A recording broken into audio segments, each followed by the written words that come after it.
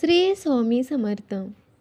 हे संकेत सांगतात की कुलदेवतेचे अस्तित्व तुमच्या घरी आहे. 1. ज्यावेळी आपण देवघरात दिवा प्रज्वलित करतो तेव्हा दिव्याची वात ही सरळ एका रेषेत वरच्या बाजूला जात असेल तर समजून घ्यावे की कुलदेवी आपल्या आजूबाजूला वावरत आहे. 2.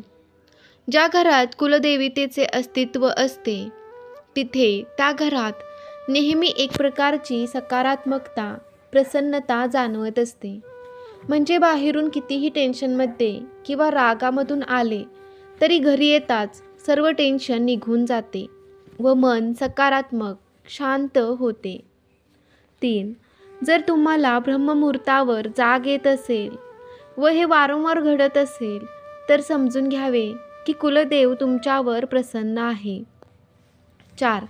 जर कुटुंबावर संकट येत असेल, काही ना काही अडचणी निर्माण होत असतील आणि तरीही तुमचा मात्र देवांच्या प्रती विश्वास अतूट असेल, तेव्हा जराही तुमच्या मनात अविश्वास निर्माण होत नसेल तर ते कुलदेवतेच्या कृपेनेच होत असते.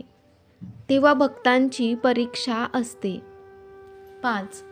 देवाची पूजा, सेवा करताना किंवा संध्याकाळच्या वेळेस एक प्रकारचा सुवासिक सुगंध येत असेल, एक सकारात्मक लहरी प्रवाहित होत असतील तर हे देवघरात वास करतानाच घडत असते. 6. स्वप्नामध्ये हिरवी साडी परिधान केलेली स्त्री दिसली किंवा शृंगाराचे कोणतेही साहित्य स्त्रीसोबत, कन्येसोबत दिसत असतील तर ते शुभ संकेत असतात. 7. स्वयंपाकघरातील स्त्री जे काही जेवण बनवत असते, पदार्थ करत असते तर तो पदार्थ नेहमी रुचकरच लागत असतो. तसेच अन्नधान्यात नेहमी बरकत राहत असेल तर तो सर्वात मोठा शुभ संकेत कुलदेवीचे अस्तित्व असल्याचा असतो. 8. ज्या घरात कोणतेही झाड लावलेले असते ते कधीही सुकत नाही, वाळत नाही किंवा कोमेजत नाही, खराब होत नाही. हे सर्व घरातील त्या देवीच्या सकारात्मक ऊर्जेनेच होत असते. तेथे चांगले वातावरण असते. 9.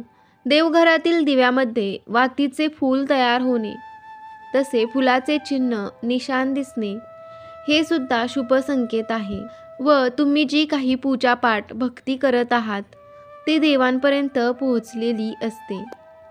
10. ज्या घरात पती पत्नी, मुले एकमेकांसोबत आदराने, प्रेमाने, आपुलकीने वागत असतात, एकमेकांची काळजी घेत असतात, तिथे सुद्धा कुलदेवीचे अस्तित्व असते व ते घर नेहमी आनंदाने, समाधानाने नांदत असते. श्री स्वामी समर्थ. जय जय स्वामी समर्थ. तुम्हाला ही माहिती कशी वाटली कमेंटमध्ये नक्की सांगा. आवडले असल्यास लाईक करा आणि चॅनेलवर नवीन असेल तर सबस्क्राईब करायला विसरू नका. धन्यवाद.